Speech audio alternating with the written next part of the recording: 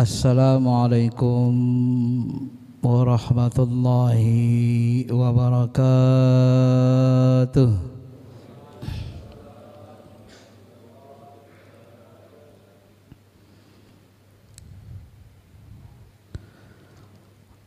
Alhamdulillah, alhamdulillahilladzi an'amana bi ni'matil iman wal ihsan. Asyhadu an la ilaha illallah wahdahu la syarika lah wa asyhadu anna Muhammadan abduhu wa rasuluh alladzi la nabiyya ba'dah. Allahumma salli ala habibina syafi'ina wa maulana Muhammadin wa ala alihi wa sahbihi ajmain, amma ba'd.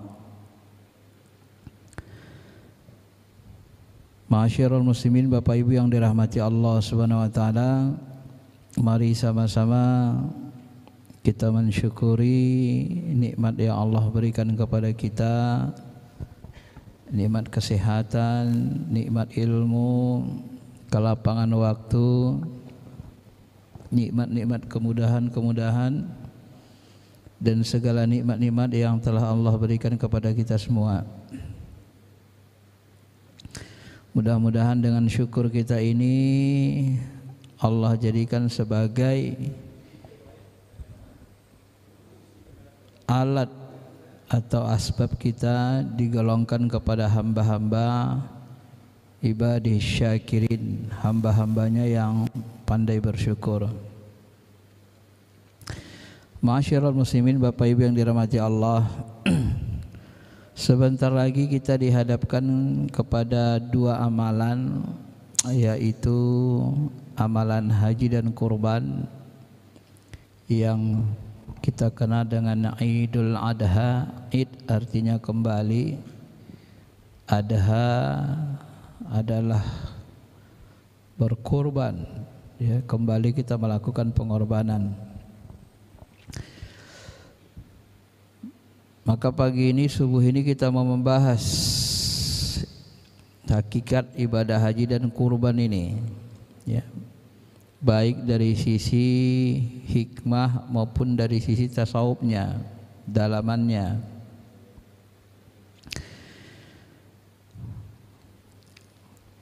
Kalau kita ambil sejarah ke Ka'bah, Al-Quran menyebut Ka'bah ini dengan bahasa Bakkah, ya. Inna awwala baitin wudi'a lin-nas lalladzi bi Bakkah. Jadi Allah menyebut dengan bahasa Bakkah, bukan Mekah, gitu ya. Kita menyebutnya dengan Mekah. Rumah yang pertama kali dibangun untuk ibadat, tempat ibadah manusia, adalah Bakkah. Bakkah ini kata ulama berasal dari kata baka, yabki bakkah, bakkatan, ya. Arti dasarnya adalah tangisan, menangis. Jadi kalau kita telusuri maknanya, Mekah ini tempat orang-orang soleh banyak menangis, ya, menangis karena mencintai Allah, menangis karena mereka rela berkorban untuk mentaati Allah. Sebagaimana Nabi Ibrahim, dia juga menangis mengorbankan Ismail. Beliau juga istrinya menangis terseduh-seduh ketika ditinggal, ya, oleh Nabi Ibrahim. Dalam bahasa Quran disinggung di tempat yang tidak ada tanaman, tidak ada orang. Kalau kita lah berimajinasi, membayangkan istri kita tinggalkan di tempat, ya, tidak ada orang, tak ada perkampungan, tengah-tengah padang pasir, nggak ada tanaman, nggak ada makanan. Ya. Seolah-olah waktu itu terjadi dialog, wahai suamiku, apakah engkau rela meninggalkan aku di tempat seperti ini? Nggak ada orang, nggak ada makanan, nggak ada buah-buahan. Apakah ini kemauanmu atau perintah Allah? Maka Nabi Ibrahim mengatakan, ya, haza min indillah, ini perintah Allah, bukan kemauanku. Ketika istri beliau Hajar mengatakan, hal hadza min indillah, apakah benar seperti ini perintah Allah? Iya, ini perintah Allah, bukan kemauanku. Maka Hajar mengatakan, qad raditu billah, kalau begitu ya sudahlah, aku tetap ridho dengan keputusan Allah. Kalau beliau menangis ditinggal, dan Nabi Ibrahim pun menangis, meninggalkan Ismail yang masih bayi dengan istrinya.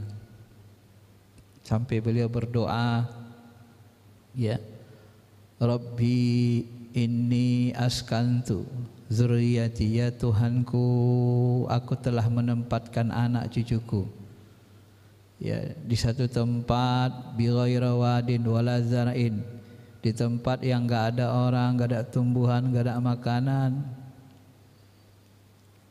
Agar apa? Liyuqimus shalah, agar mereka mendirikan salat, agar mereka menunaikan perintahmu.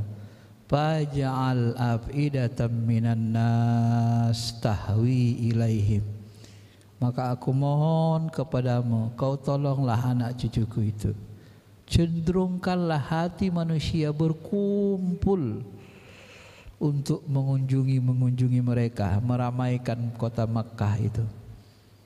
Tahwi ilaihim, hati manusia ini condong untuk ke sana.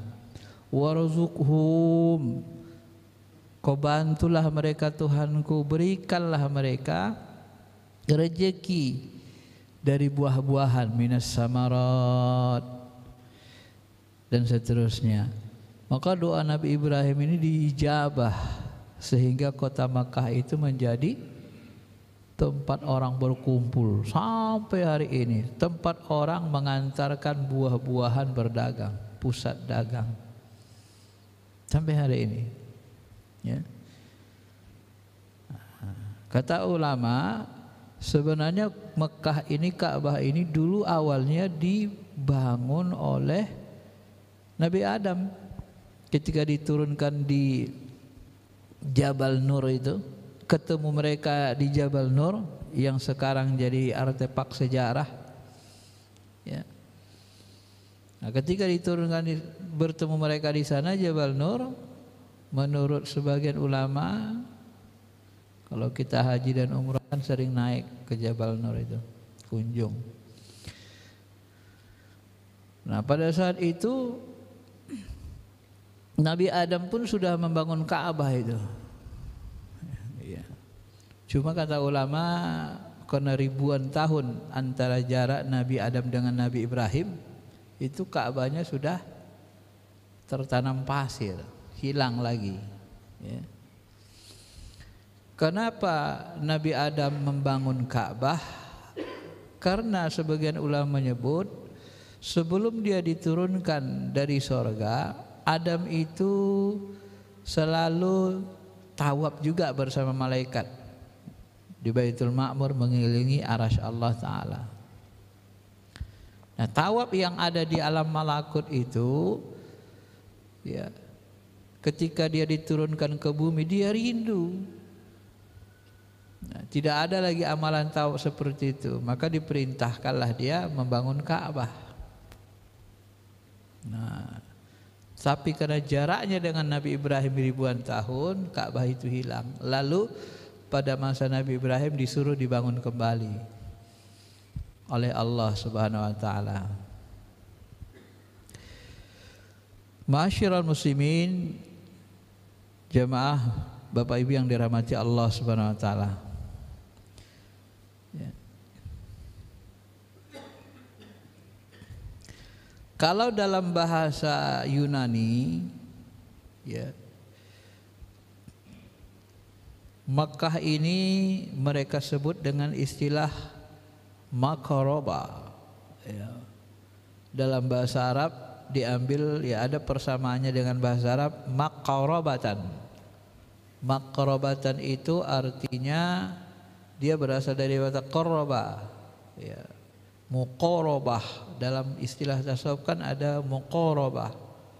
Jadi maqarabatan itu pengorbanan, tempat pengorbanan. Bagaimana kita supaya dekat dengan Allah, taqarrub ilallah, qarib dengan Allah, kita harus melakukan maqarabah, kurban. Kita harus mengorbankan, ya. Maka korban ini salah satu hikmahnya adalah untuk meraih kecintaan Allah. Ar-Rumi mengatakan salah satu makna sufistik dari kurban ini adalah kita menyembelih kecintaan kita kepada selain Allah.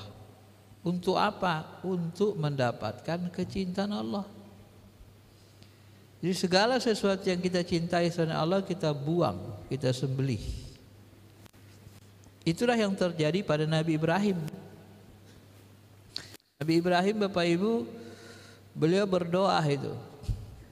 Dalam riwayat disebut 40 tahun. Rabbi habli minas salihin, Rabbi habli minas salihin, Rabbi habli minas salihin. Ya Allah, ya Tuhanku, yang Rabbi, yang menjaga diriku, berikanlah aku anak yang soleh, ya. Dengan maksud apa? Supaya ada generasi penerus, meneruskan dakwah. Nabi Ibrahim tidak ada anaknya. Istrinya Hajar sudah tua, sudah mandul kalau bahasa sekarang, atau mendekati mandul.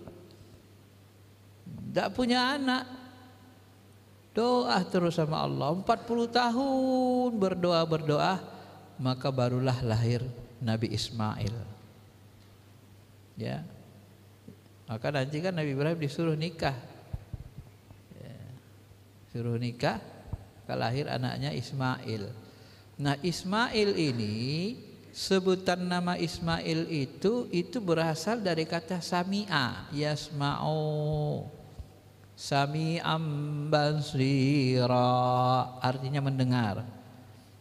Jadi hikmahnya kenapa nama Ismail disebut dengan Ismail? Karena memang Ismail ini lambang doa Nabi Ibrahim sudah diijabah, sudah didengar oleh Allah. Maka disebutlah dengan Ismail. Artinya Allah sudah mendengar doanya.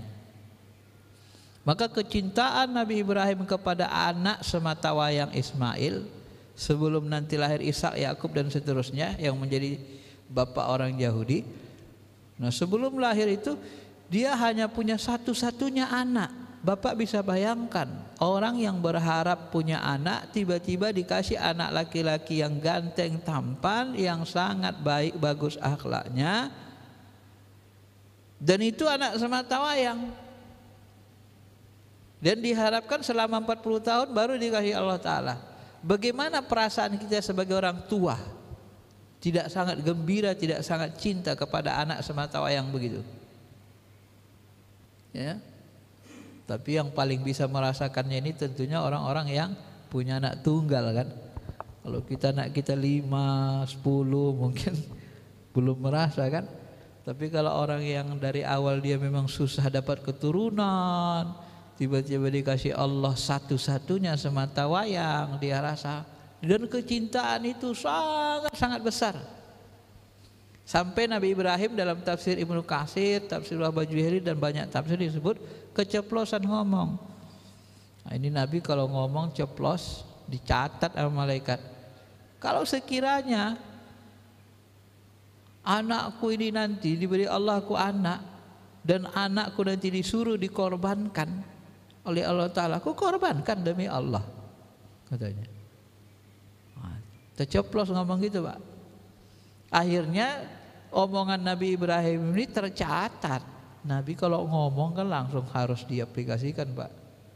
Nah, itulah omongan orang-orang yang sangat soleh. Maka diminta pertanggungjawaban dari omongan ini. Disuruhlah Ismail disembelih. Jadi hanya saja perintah menyembelih Ismail ini lewat mimpi. Lewat mimpi, inni ara fil manam anni azbahuka fanzur maza tara. Dan mimpi ini berulang sampai 7 kali. Maka dari sinilah nanti ulama menganggap ya mimpi orang-orang soleh itu bisa dijadikan sebagai petunjuk, tetapi harus dibuktikan. Sebelum masa Nabi Muhammad, banyak nabi dan rasul mendapat wahyu lewat mimpi. Tapi Nabi kita Muhammad SAW memohon kepada Allah, ya Allah, jangan turunkan wahyu kepadaku lewat mimpi. Nabi minta lewat sadar. Agar apa? Salah satu hikmahnya agar setan tidak lebih kuat bermain di alam mimpi. Ya, kata ulama begitu, itu pemahaman. Maka Nabi SAW memesankan kepada kita, mimpi orang soleh itu adalah satu bahagian dari 40 kenabian. Barang siapa bermimpi bertemu kepadaku, falyaqzah, dia seperti mimpi benar-benar lihat aku.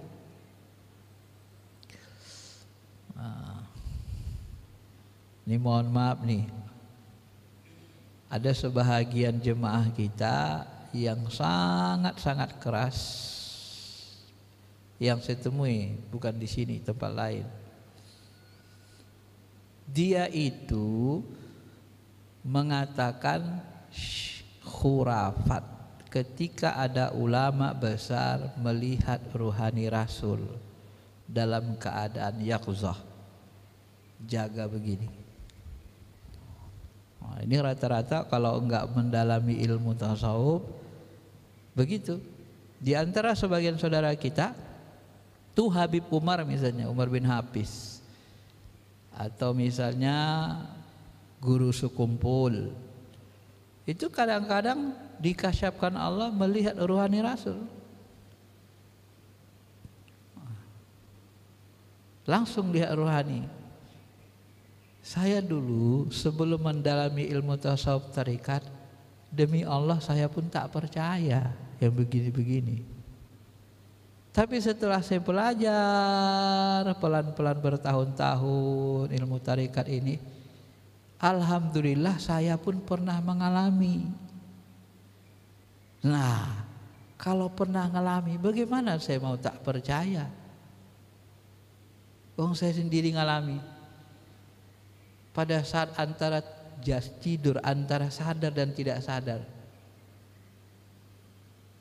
Saya mohon maaf, ini terpaksa saya ceritakan, ya mohon maaf lah, percaya nggak percaya silakan. Pada saat kita berzikir satu waktu, memang kita merindukan Rasul, merasa sangat dekat kepada Allah. Pada saat kita berzikir antara sadar dan tidak sadar, nah itu tangan kita ditarik, yuk kita pergi. Lalu hati kita bertanya, ini siapa yang ngajak pergi? Itu Rasulullah. Jadi seperti nyata berfisik gitu. Tapi itu tadi kita ngelihatnya pakai ruhani. Maka Nabi Khidir itu pun begitu. Silakan Bapak mau percaya tidak percaya silakan. Karena saya dulu nggak percaya sebelum saya mengetahui. Nah inilah nanti dianggap oleh khurafat orang-orang yang tidak mendalami ilmu tasawuf. Maka secara saya sering mengatakan, kalau ini nganggap ketinggian Bapak ya gak usah terima saja, anggap saja ini bunga-bunga ilmu. Sampai Bapak nanti yakin, sampai Bapak belajar benar-benar yakin baru Bapak percaya. Kalau enggak Bapak ngalami gak usah Bapak percaya, enggak ada yang nyuruh Bapak percaya yang begitu. Ya. Sampai Bapak nanti punya ilmunya baru Bapak percaya, buktikan saja. Kalau sudah terbukti baru percaya, silakan. Karena tidak ada tuntutan kewajiban kita untuk percaya dengan ilmu seperti itu. Ya. Cuma kita kalau bahasa saya ya janganlah sampai mengkufurkan. Wah itu ulama kurapat. Itu ulama sesat. Jangan Pak.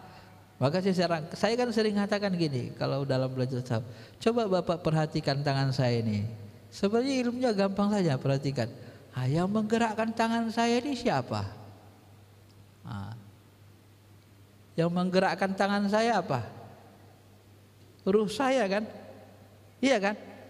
Kalau ruh saya nggak ada bisa gerak ini nggak? Nggak bisa. Lalu kalau ditanya, nah Bapak bisa lihat ruh saya yang menggerakkan tangan ini nggak? Bisa nggak lihat ruh yang menggerakkan ini?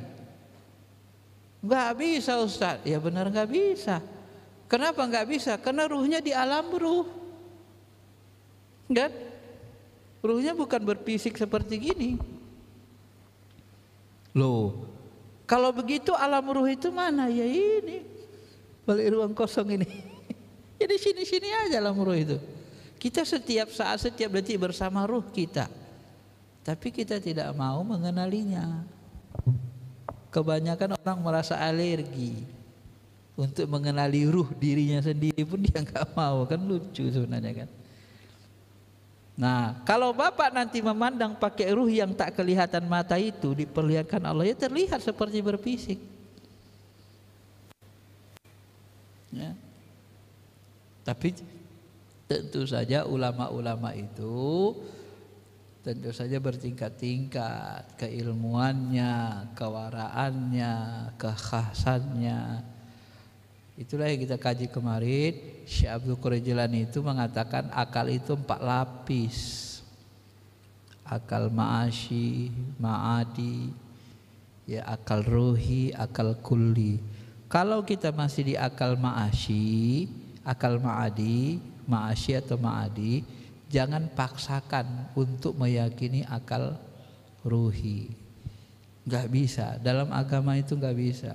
Memang kita selalu buat beda pendapat tuh begitu. Kalau di kelompok sebagian saudara kita akalnya ma'asyi, jadi dia syariat saja. Ketika ada ulama yang menjelaskan di level akal ruhi, memandang Rasul, ruhani Rasul dengan mata hati diperlihatkan oleh Allah Ta'ala, dia nggak percaya dan nggak bisa percaya. Ya saya juga begitu, lama butuh bertahun-tahun untuk mempercayainya itu. Sampai kita sendiri yang ditunjukkan Allah.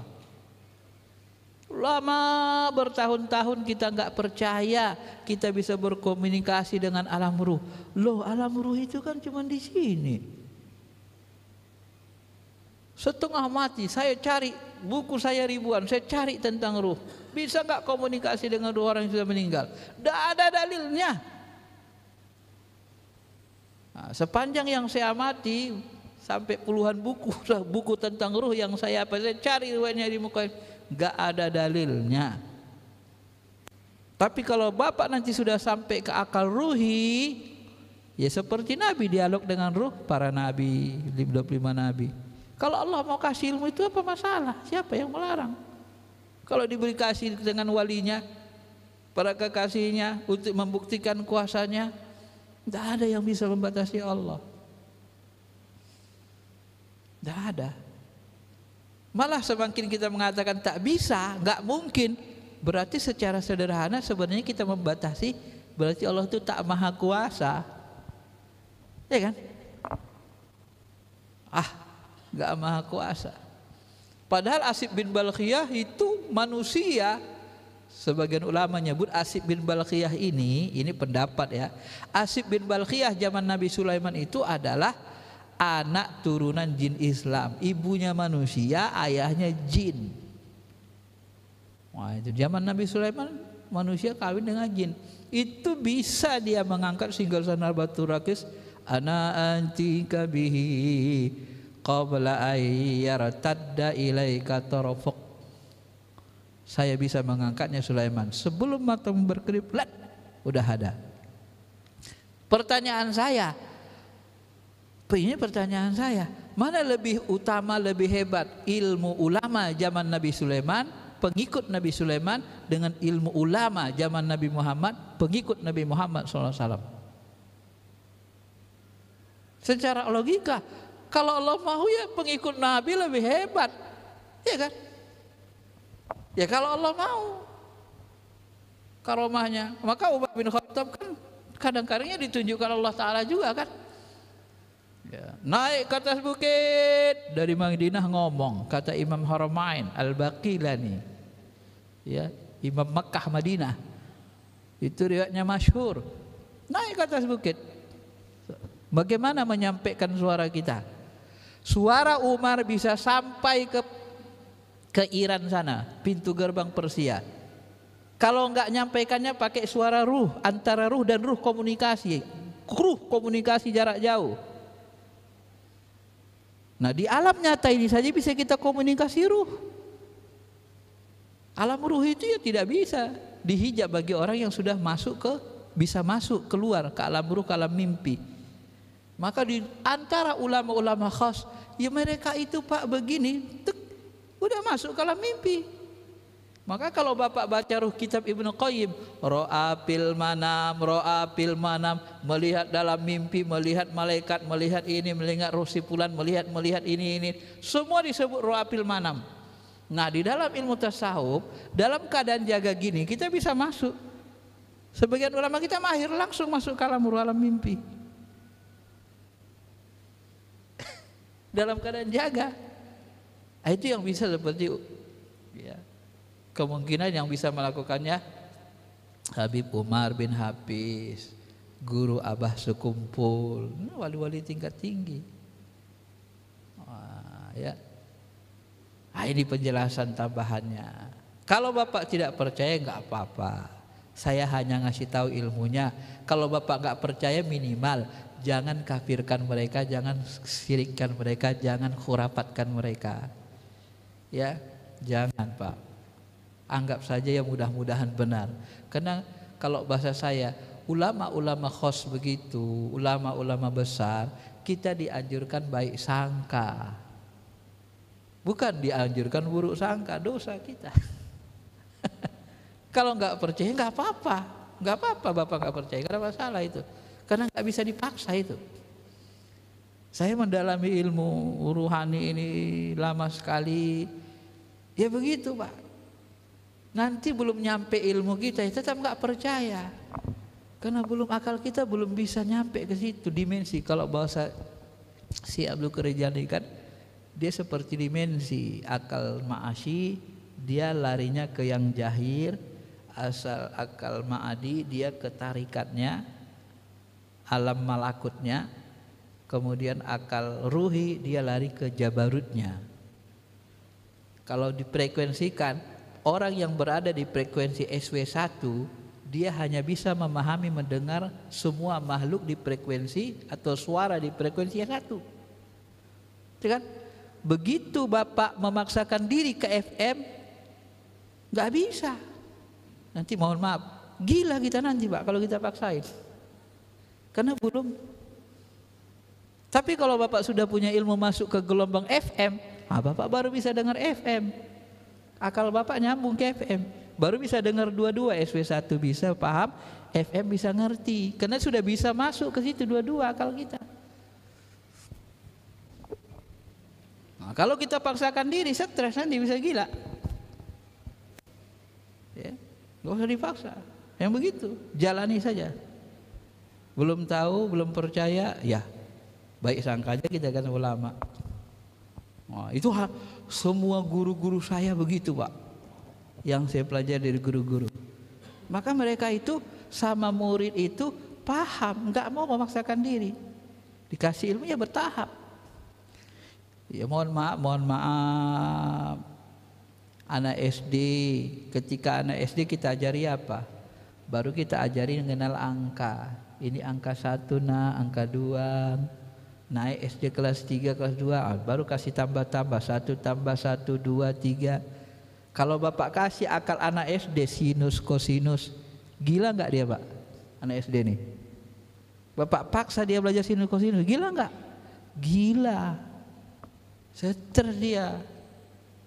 Nah, begitu juga ilmu ruhani ini, nggak bisa. Nah, cuman kita jangan ikut-ikutan ceroboh, nggak bisa mencernanya, lalu mensirikan itu gila, itu anak SMA sinus kosinus.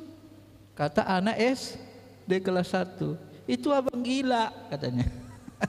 Abang itu gila itu, kata anak yang 1 tambah 1. 1 tambah 1 2. Naik kita tinggi. Oh enggak, 1 tambah 1 enggak mesti 2. 1 kambing tambah 1 ayam gimana jadinya? 2. 2 kambing apa 2 ayam? Kan bertingkat ilmunya gitu. Agama itu begitu. Maka banyak sebenarnya hadis-hadis yang terlalu dalam dia itu tidak disebar, tak banyak orang tahu. Hanya khususiat dia sifatnya. Maka itulah ilmu tasawuf itu sebahagiannya khususiat, diajarkan talaki, berguru, tidak bisa diajarkan secara menyeluruh. Contoh sederhana, amalan. Kata Ibnu Taimiyah dalam Majmu' Fatawa,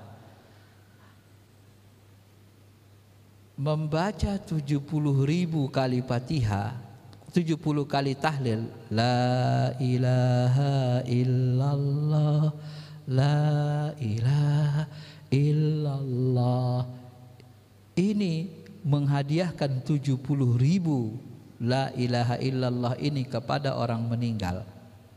Ini adalah amalan rame ulama-ulama salaf, walaupun tidak kita ketemu hadisnya, hadis sahihnya. Coba ulama salaf ngamalin ini, tapi nggak ada hadis sahihnya. Hadis sahih dalam Imam Bukhari berapa? 6.000-an, nggak nyampe 7.000. Bapak yakin Imam Muslim berapa? Ya hampir sama, digabung paling 15.000-an.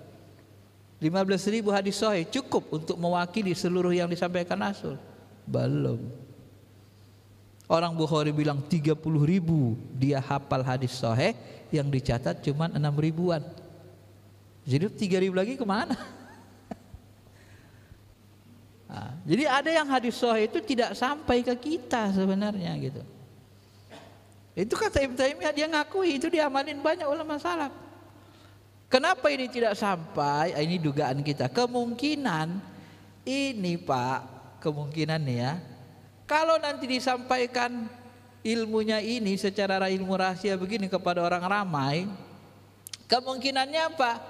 Kemungkinannya udahlah, kalian gak usah sholat gak apa-apa, yang penting nanti mati ya bayar aja, suruh aja orang hadiahkan 70.000 la ilaha illallah supaya kita bebas hari ajab kubur gitu.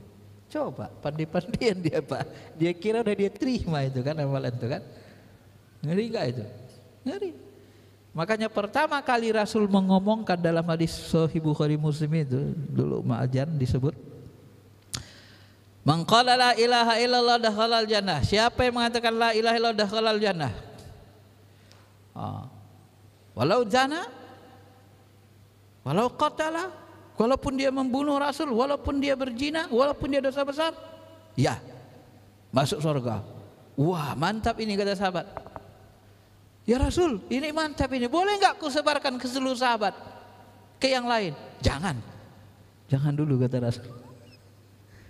Rasul masih ragu waktu. Jangan dulu. Tiba-tiba baru Rasul katakan, ya sudah sampaikanlah katanya. Sudah ada perintah Allah sampaikan. Bayangkan, ini kalau disalahpahami kan gawat Pak. Benar? Ada sebagian begitu ilmu itu gitu. Jadi memang kita nggak bisa. Ya satu sisi memang kita juga sedih kadang-kadang ada yang mencela ulama-ulama seperti itu. Satu sisi memang kita tidak bisa mencegah. Memang itu naturalnya, sifat akal begitu Pak. Ya, anak TK pasti menganggap orang-orang yang lebih tinggi ilmunya yang tak terjangkaunya dia katakan gila, dia katakan sesat. Ya. Kalau ilmu syariat, memang syariat itu kelihatan nyata, gampang ukuran sesatnya. Tapi kalau ilmu ruhani nggak bisa kita sesatkan kalau kita nggak ngerti kedalamannya gitu. Ya. Ilmu syariat yang kita sesatkan, kita percaya sesat, ya gampang. Misalnya, ini misalnya saja. Ada orang mengatakan, oh imam saya dalam berhukum, imam mazhab saya adalah Soekarno. Nah, ini kan sesat sebenarnya. Kalau dalam berhukum, hukum Islam, mana pula imamnya Soekarno?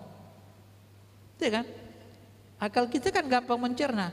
Bapak kalau berobat THT, dokter gigi atau dokter kandungan atau dokter THT? Hah? Ya dokter THT. Kalau bawa istri kita mau melahirkan kemana? Ke dokter THT? Hah?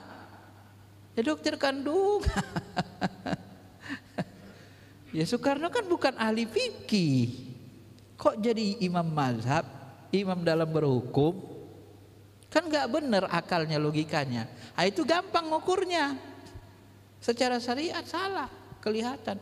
Tapi kalau yang seperti tadi, itu nggak bisa kita ngukurnya. Kecuali ilmu kita sudah tinggi, sudah dalam. Maka dari itulah ma'asyiral muslimin, Bapak Ibu yang dirahmati Allah, sampai saya juga mengatakan, coba pahami baik-baik. Kata Nabi, apabila kamu mendengar ayam berkokok di subuh hari, kuku-kuku, ketahuilah dia itu sedang melihat malaikat. Maka mintalah rahmat kepada Allah. Coba Bapak pahami baik-baik. Benarkah ayam mampu melihat malaikat? Benar. Kenapa kita percaya? Ya Nabi yang ngomong, kan gitu.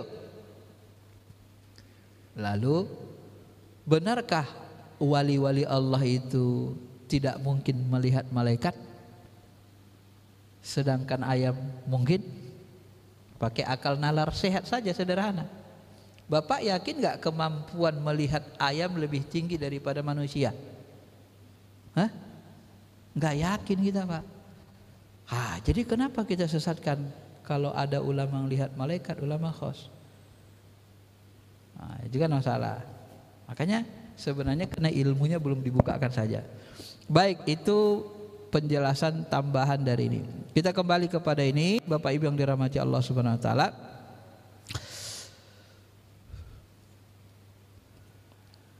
Amalan tawaf ini sudah sama-sama kita ketahui. Tawaf ini dilakukan seluruh malaikat. Tawaf di aras, melingkar, jam kita juga tawaf. Dan tawaf ini sifatnya adalah sunnatullah. Planet-planet juga disuruh Allah keliling, berevolusi. Ini lambang kekuasaan Allah itu. Ya. Itulah Allah Ta'ala. Kita juga disuruh tawaf. Malaikat juga tawaf keliling di Baitul Ma'mur. Kenapa kita harus tawaf? Itu lambang ketaatan, muter, bergerak, bekerja, berbuat, mentaati Allah. Siapa yang tidak mau mentaati Allah, tidak dalam lingkaran hukum-hukum Allah, tidak dalam koridor garis-garis ketentuan Allah, maka dia akan binasa. Tawaf itu 7 kali. Sebagian ulama tasawuf membuat dimensi alam itu ada 7 kalau diurai lebih rinci. Syekh Abdul Qadir Jilani membuat dimensinya 4. Sebahagian seperti Ibnu Arabi dia sebut 7. Ya, itu seperti lapisan alam.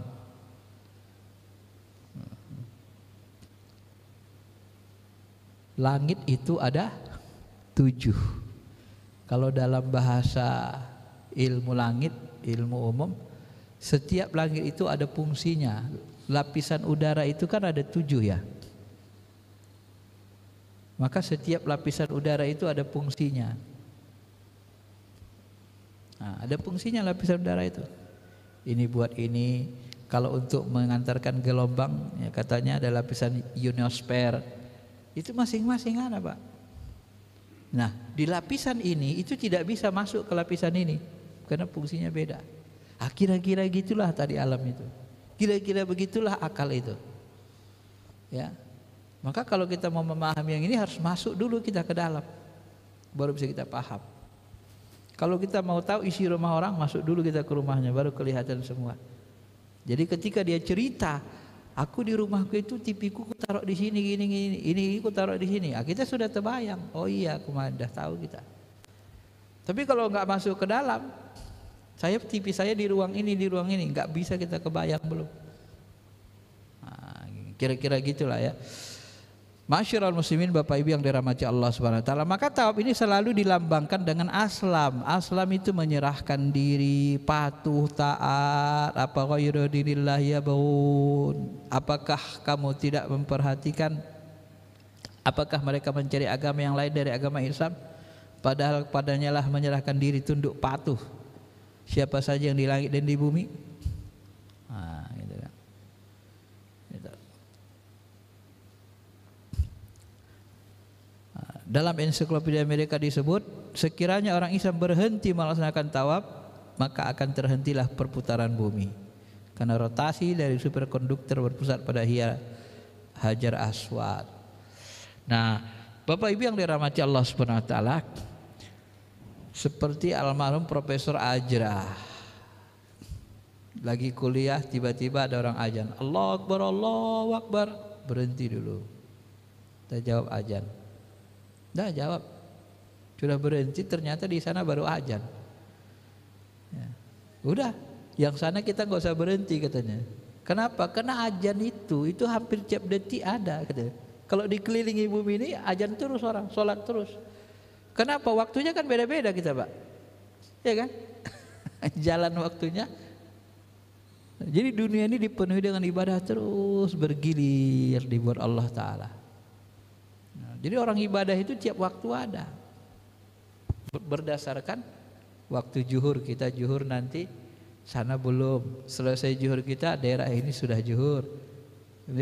Zuhur lagi sana terus lagi. Ya bumi itu seperti itu. Jadi tidak pernah berhenti dari beribadah kepada Allah Subhanahu wa taala. Masyiral muslimin, Bapak Ibu yang dirahmati Allah. Nah, kemudian ihram, apa makna hikmah dari ihram ini? Ihram ini dilambangkan dengan pakaian putih bersih, tapi enggak berjahit. Nah, artinya kita dulu datang dari alam ketuhanan, alam ruh itu sebenarnya dalam kondisi suci bersih. Kalau Nabi membahasakan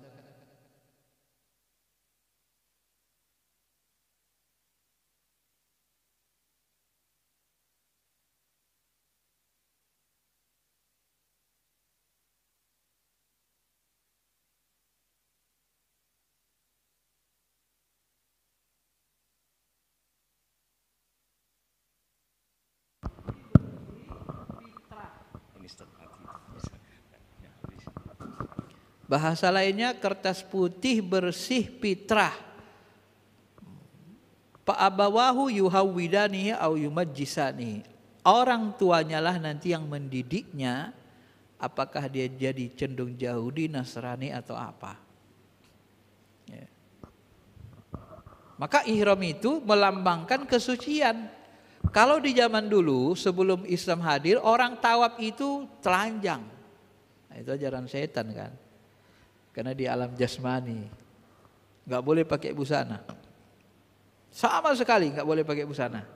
Nah, setelah datang Islam nggak boleh begitu, ditutup pakai kain putih tapi nggak berjahit, lambang kesucian, lambang kebersihan.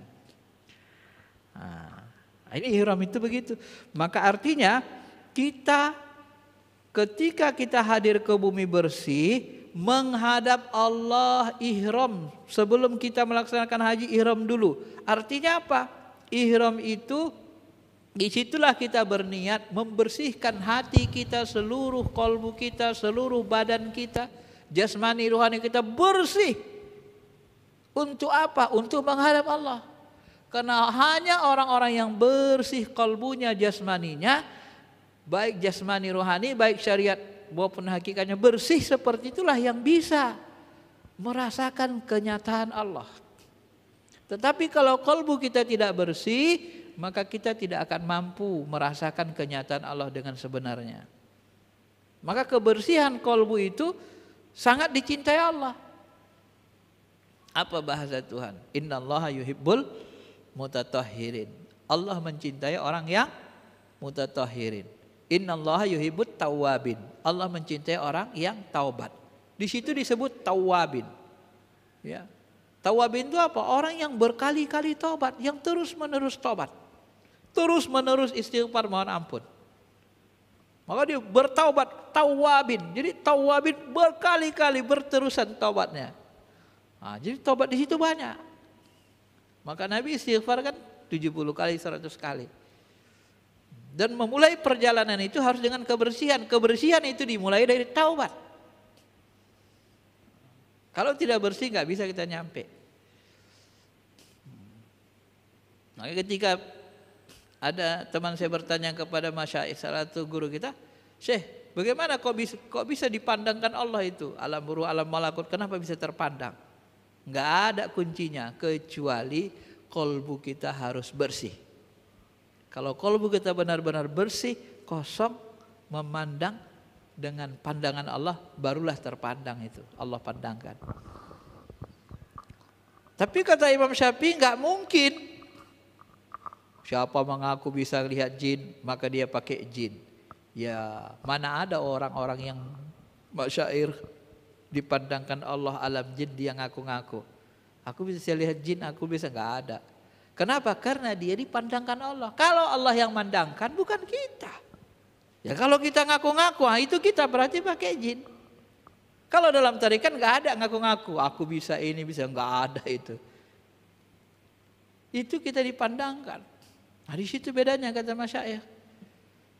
Ya, maka ada jemaah bertanya penasaran, Syekh, kenapa bedanya orang yang bisa mandang itu? Ya ada yang bisa ngaku mandang, ya pakai jin ngaku-ngaku. Itulah yang kata Imam Syafi'i tadi. Nah, dia harus tahu siapa yang memandangkan itu, harus kenal dia. Nah, kalau dia tidak kenal, itu biasa pakai jin. Nah, harus tahu dia siapa yang memandangkan itu. Ruhnya kah? Malaikat kah? Allah Ta'ala kah? Nah, jadi kita itu yang dipandangkan, bukan memandang dengan kemauan. Tidak bisa. Maka kasyaf itu nanti berbeda-beda. Maka kita memandang Allah pun pakai ruh. Baru terasa nyata Allah itu. Kenapa? Karena Allah itu dimensi ketuhanan itu lebih halus.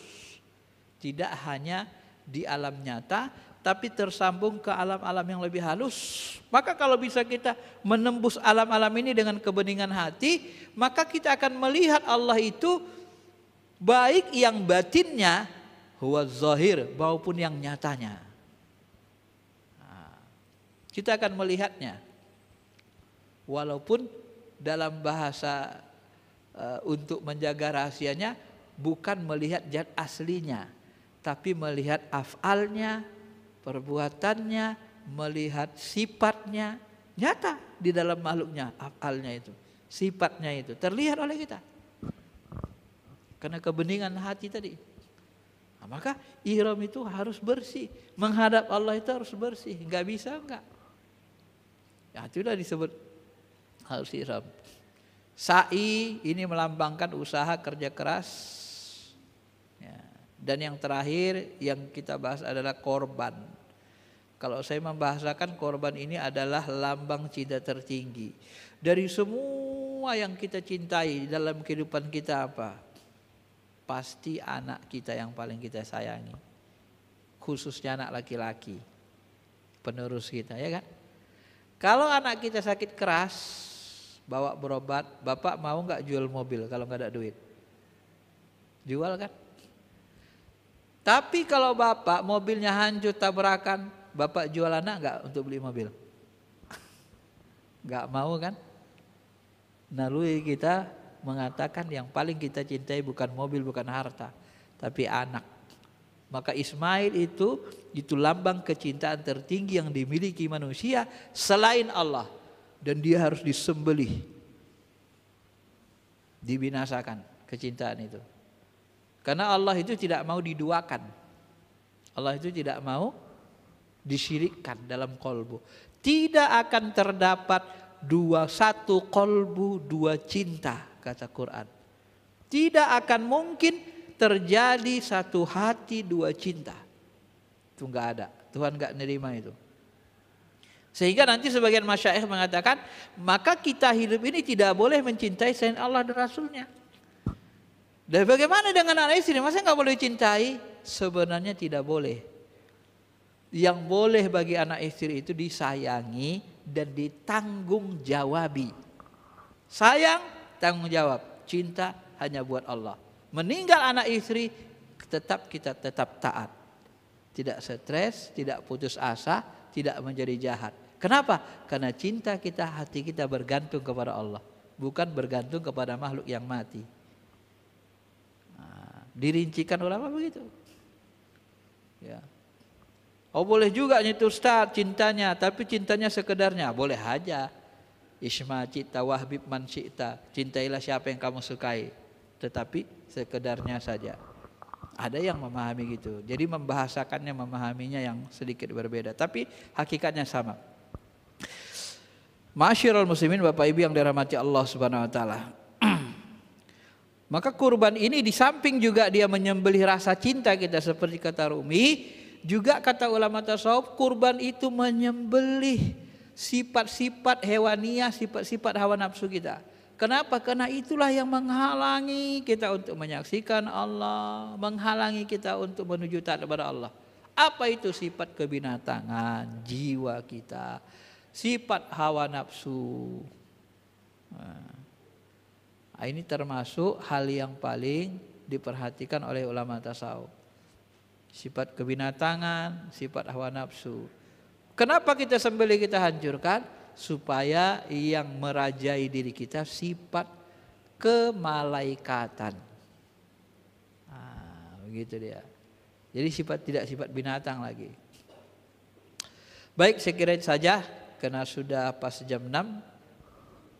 Mau ditutup atau tanya jawab 5 menit? Silakan kalau ada yang mau bertanya.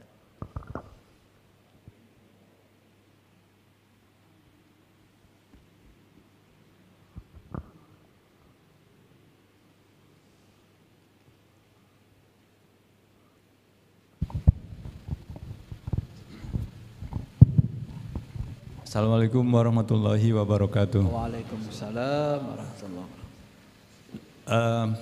Pak Ustadz, dari penjelasan Pak Ustadz mengenai hakikat ibadah haji dan kurban, tapi memang yang lebih menarik bagi saya adalah penjelasan bagaimana memahami makna tasawuf, Pak Ustadz ya. Nah, saya akan bertanya mengenai hal memahami makna tasawuf tersebut, Pak Ustadz. Kalau kemarin misalnya minggu lalu kita ada menjelaskan bagaimana posisi ilmu dan amal, ya, di mana ilmu itu lebih dahulu daripada amal. Nah, sehingga dari penjelasan makna tasawuf yang Pak Ustadz jelaskan ini memang agak perlu mendapatkan penjelasan. Misalnya dari surah Al-Alaq yang menyebutkan bahwa pengertian bahwa kita ini harus berilmu itu dasarnya dari surat Al-Alaq, misalnya Iqra bismi rabbika, artinya bacalah dengan atas nama Tuhanmu. Nah, bagaimana kita memanai pengertian baca menurut pengertian tasawuf di situ, Pak Ustadz, pada surat Al-Alaq tersebut? Itu saja pertanyaan saya. Terima kasih. Iya.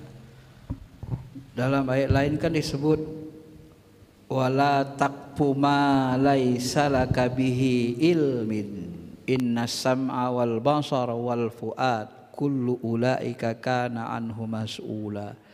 Jangan kamu ikuti segala sesuatu tanpa ilmu, karena semua diminta pertanggungjawabannya, baik pendengaran, penglihatan dan seterusnya. Iqra, bacalah. Kalau tafsir Quraisyhat itu secara bahasa kata beliau Iqra, Iqra, Iqra. itu tidak ada objeknya, ya kan? Iqra, yang ada Iqra bismi rabbi, bacalah dengan nama Tuhanmu. Kalau Iqra hadzal kitab, bacalah kitab ini, harusnya kan ada objeknya yang dibaca. Tetapi di situ Allah mengatakan Iqra saja. Jadi apa yang dibaca?